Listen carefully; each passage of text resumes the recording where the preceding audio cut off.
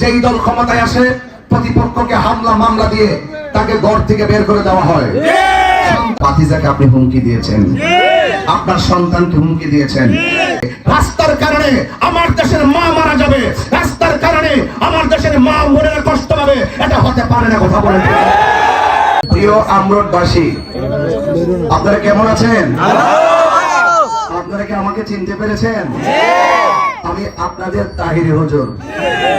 আসন্ন ত্রয়োদশ জাতীয় সংসদ নির্বাচনে হবিগঞ্জ ৪, চুনারুঘাট, মাধবপুর চুনারুঘাট থেকে বৃহত্তর সুন্নি জোট সমর্থিত বাংলাদেশ ইসলামী ফ্রন্ট মনোনীত মোমবাতি প্রতীকে নির্বাচন করছি।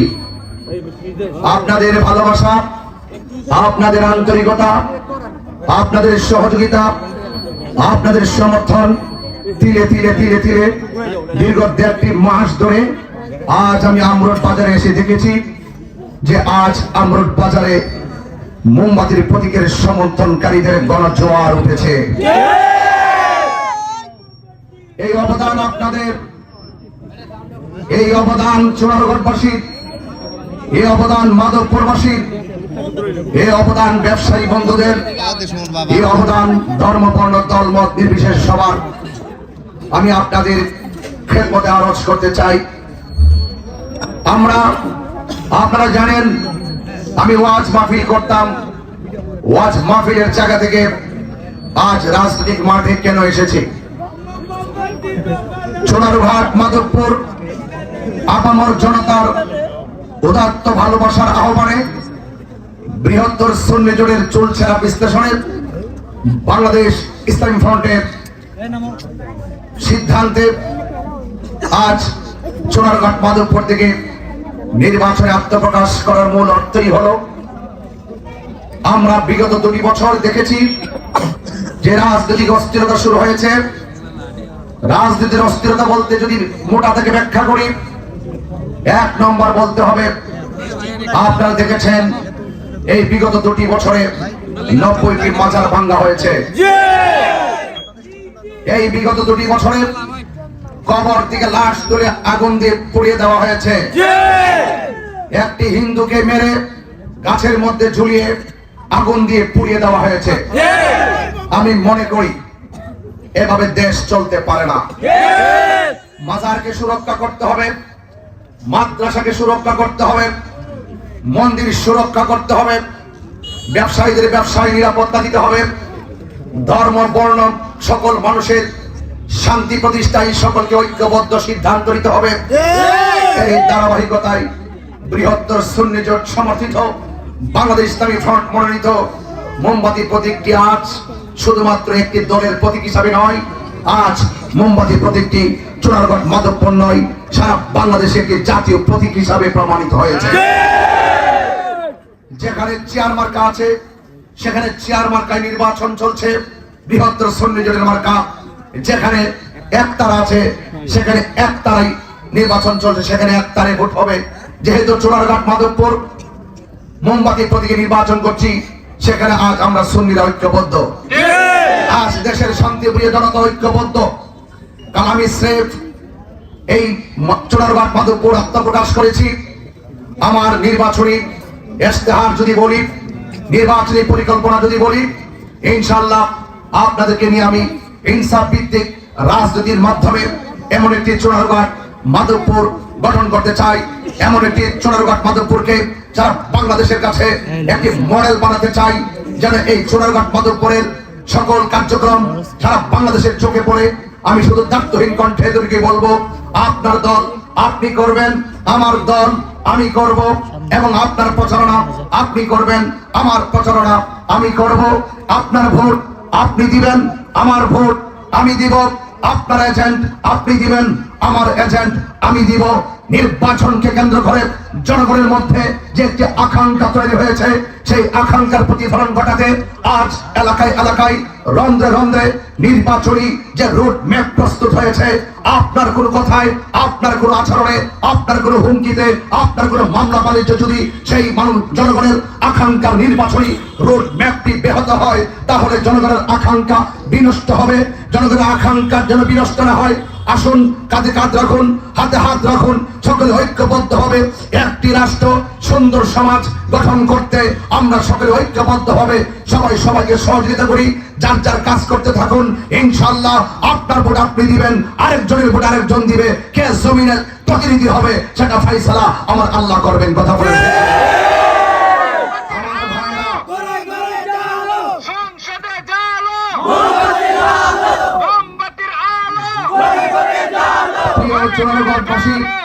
প্রিয় আমরুটবাসী, আমি জানি আপনারা অনেক শান্তি প্রিয় লোক। আমি কিছুদিন আগে আপনাদের মাঝে এসেছিলাম, আপনাদের সঙ্গে দেখা করে এখানে দাঁড়িয়ে বক্তব্য দিয়েছিলাম। আজকের এই জনসংবাদ থেকে সারা দেশবাসীর কাছে আমি একটি মেসেজ দিতে চাই।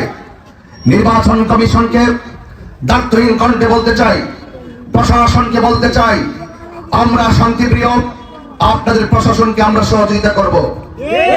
কোন ধরনের পেশি শক্তি, কোন ধরনের আধিপত্যবাদের মাধ্যমে যেন এই জনগণের আকাঙ্ক্ষার নির্বাচনী রুটম্যাপটি ব্যাহত না হয়, সেই জন্য প্রশাসনকে সর্বোচ্চ দায়িত্ব গ্রহণ করতে হবে।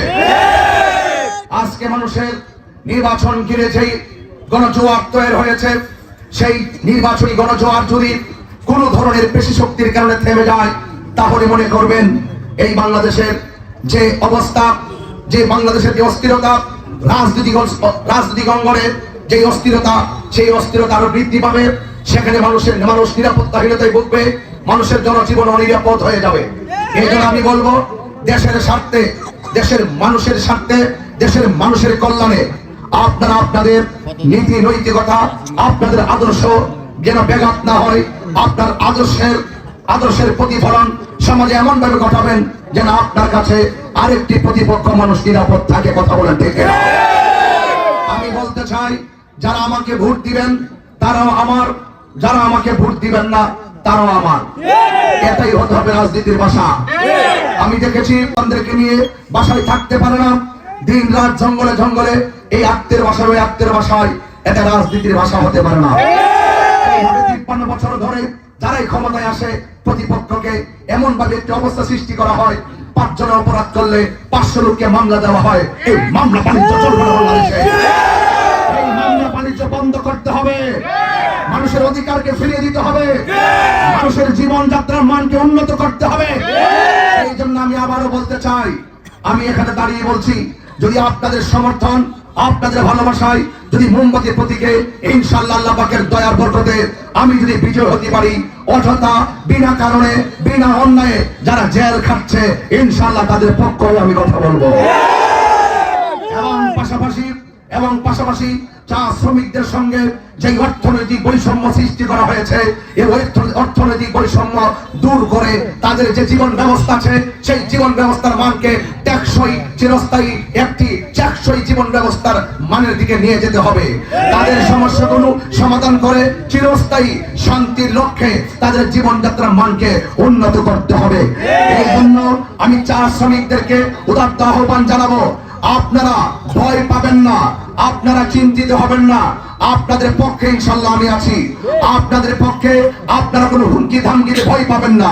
আপনাদেরকে নিয়ে আমি আজকে নতুন করে নয়, শুধু রাজনৈতিক মাঠে নয়, অতীত থেকেও আমি কথা বলে এসেছি, আপনাদের পক্ষে আমি কথা বলেছি।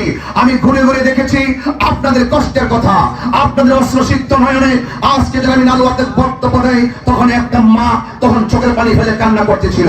আজকে যখন আমি গিয়েছিলাম, গত আমু বাগানে গিয়েছিলাম, সেখানেও আমি কথা বলে এসেছি, নালুয়া বাগানে কথা বলে এসেছি। গতকাল আমি বাগাসুরাতে গিয়েছিলাম, এর আগে আমি রেমা বাগান জামাগানে গিয়েছিলাম। সেখানে একজন লোক বলেছিল রাস্তার কারণে প্রেগন্যান্সি অবস্থায় ডেলিভারিতে এই লোকটা মারা গেছে।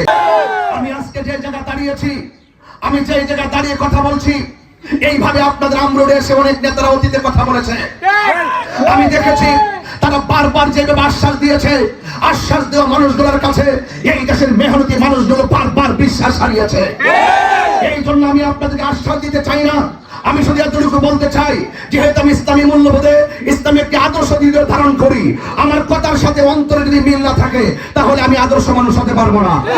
আমি কথা দিয়ে গেলাম আমরোডবাসী, চুনারোডবাসী, আজকে যারা বলেছেন যে ওনার বাড়ি ব্রাহ্মণবাড়িয়া, এখানে এসে তিনি কি করবেন, আমি দার্থহীন কণ্ঠে খোলা আকাশের আরশের নিচে আল্লাহকে সাক্ষী রেখে আমি এতটুকু বলতে চাই, ইনসাফের ভিত্তিতে, মানবতার ভিত্তিতে এই চুনারঘাট মাধবপুরবাসীর কাছে আল্লাহ যদি আমাকে কবুল করে, রাষ্ট্রতন্ত্রের জায়গা থেকে যত ধরনের বাজেটগুলো আছে এই বাজেটগুলো সুষম বন্টন নীতির আলোকে এই চুনারঘাট মাধবপুরবাসীর জন্য এমন উন্নয়ন আমি করে দিয়ে যাব, আপনারাই যেন বলেন যে বিগত দিনে 55 বছরে এত উন্নয়ন কেউ করতে পারে না।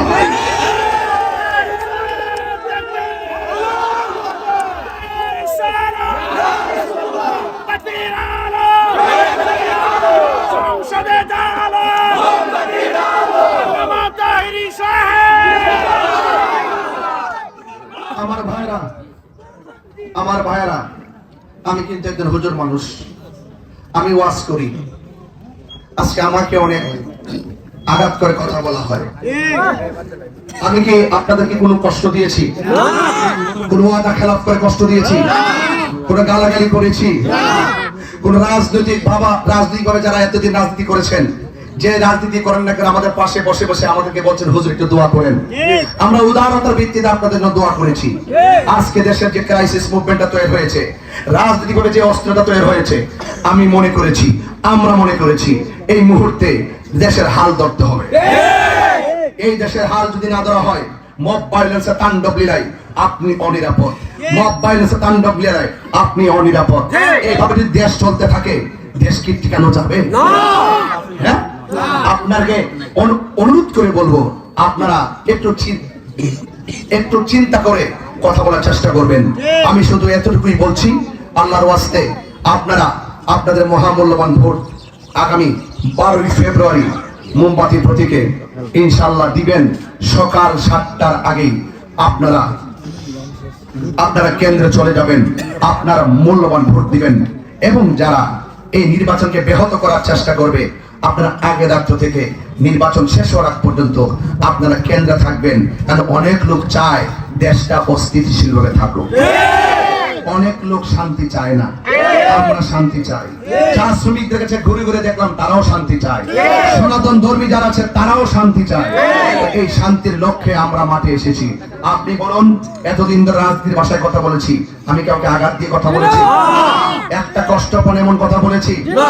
আল্লাহর ওয়াস্তে রাজনীতি নিয়ে প্রতিহিংসা করবেন না।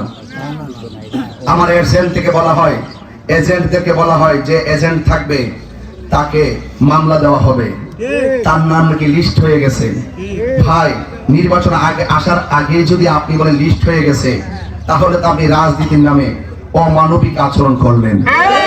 এইভাবে তো ভাই চলবে না, আপনাকে আরো সহনশীল হতে হবে। আপনি যাকে, এই যে আমরুরে যদি আপনি কাউকে বলেন তাহিরির পোস্টার, মোমবাতির পোস্টার কেন লাগালো, এজেন্ট যেতে পারবে না। আপনি আপনার চাচাতো ভাইকে হুমকি দিয়েছেন। প্লিজ রাজনীতি নিয়ে রক্তের সাথে বেইমানি করবেন না, রক্তের সাথে প্রতিশোধের স্পৃহায় মেতে উঠবেন না।